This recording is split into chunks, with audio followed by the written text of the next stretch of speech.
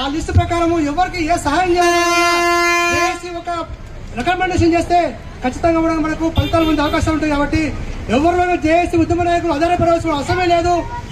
మాకు ప్రభుత్వం అండగా ఉన్నది, కోదండం సార్ అండగా ఉన్నాడు, ఇక్కడ ఎమ్మెల్యే గారు అండగా ఉన్నాడు, ఇక్కడ ఉన్నటువంటి ఆనందనే కానీ బాలాజనే కానీ మనకు ఎక్కువ ఎవరు లేరు.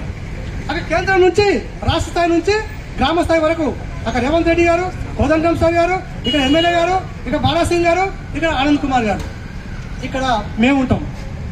ఇక ఉద్యమకారులకు ఏ రకంగా సహాయ సహకారం అందుకు మేము చూస్తాము. ఖచ్చితంగా కూడా 5 నెలలున్న సాయం అందించే రకంగా నాయకత్వం వేస్తామని సగర్వంగా చెప్పుకుంటూ, గౌరవ ఎమ్మెల్యే గారు మనం ఏ పిలిపించే విధంగా ఎంత రిస్క్ ఉండే విధంగా ప్రేమతోటి ఆప్యాయతతోటి పలకరించుకుంటూ సదనంగా ఇంత రిస్క్ ఎందుకు పడుతూ అయినా సరే ఏం కాదు సార్ అని చెప్పండి అని మంచి కోసమే చేస్తున్నాం. మనము రిస్క్ పడే విధంగా మంచి కోసం నాయకత్వం వేస్తున్నాము. కాబట్టి మనకు పూర్తి ఎల్లవెల్లలా అండగా ఉంటూ అనేక రకాల సహాయ సహకరించినటువంటి గౌరవ ఎమ్మెల్యే గారు, విద్యావేత్త అయినటువంటి కసిరెడ్డి నారాయణ రెడ్డి గారు సార్ గారు మాట్లాడవలసిందిగా కోరుతున్నాము.